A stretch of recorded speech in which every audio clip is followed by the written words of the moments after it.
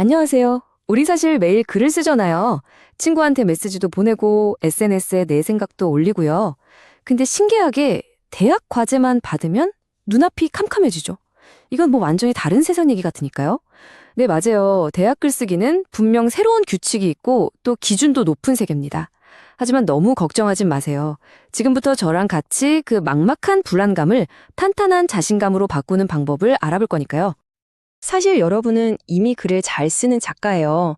다만 대학 글쓰기는 우리가 평소에 쓰는 SNS 글이나 일기랑은 성격이 좀 다릅니다.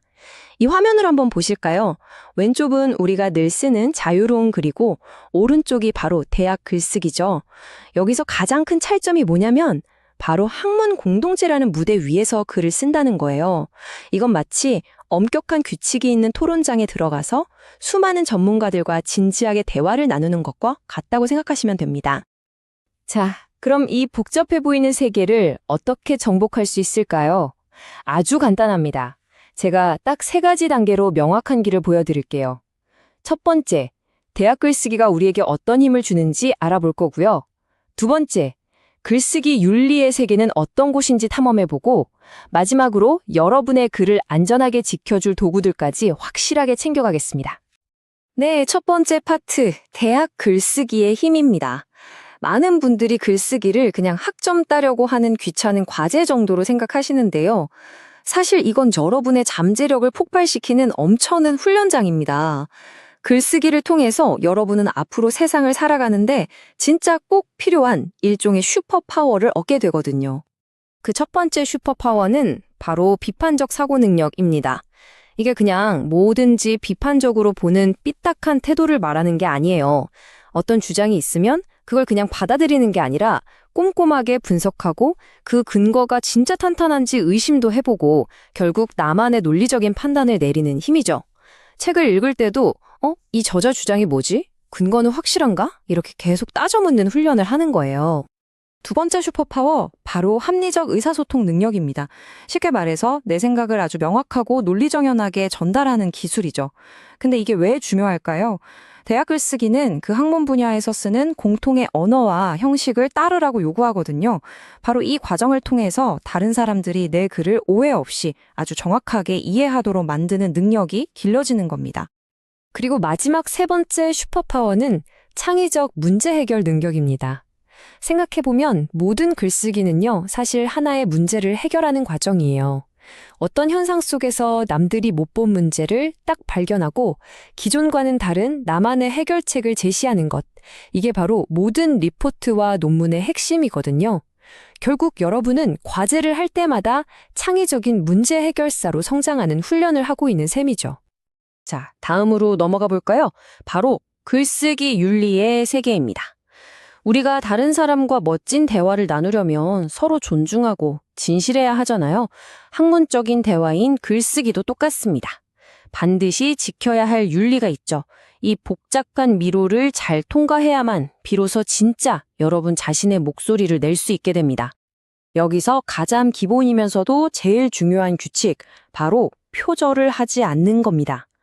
표절이 뭐냐면 다른 사람의 생각이나 글, 창작물을 출처 표시도 없이 슬쩍 가져와서 내 것처럼 쓰는 행위예요.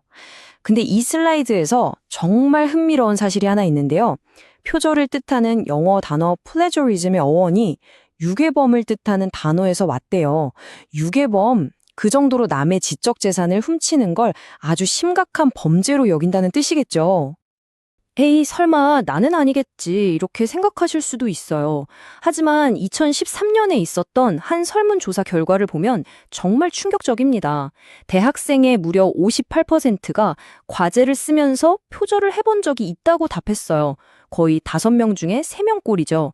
이건 표절이 우리가 생각하는 것보다 훨씬 더 흔하게 일어나는 문제라는 걸 보여주고요.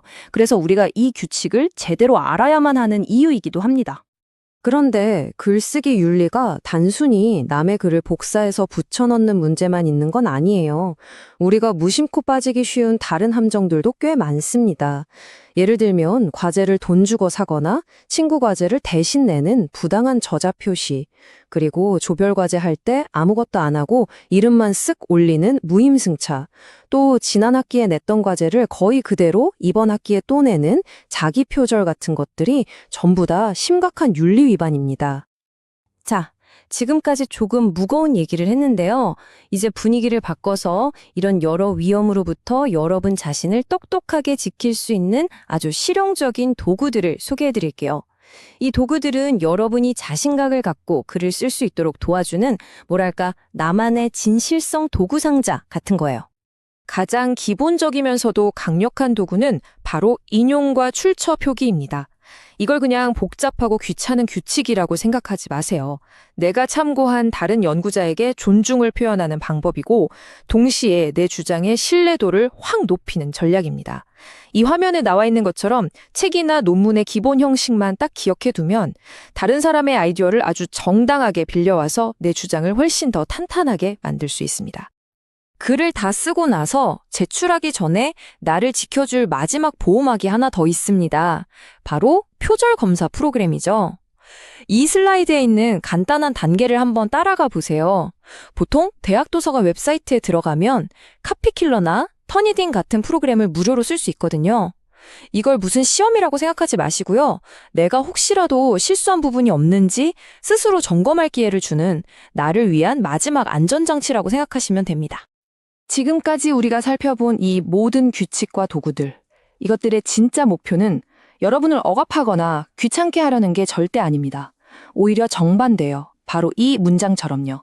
여러분이 자신만의 독창적인 목소리를 내고 이 거대한 학문적 대화에 자신감 있게 참여할 수 있도록 돕는 것, 그게 진짜 목적입니다. 자, 이제 여러분은 대학 글쓰기라는 새로운 세계를 항해할 모든 준비를 마쳤습니다.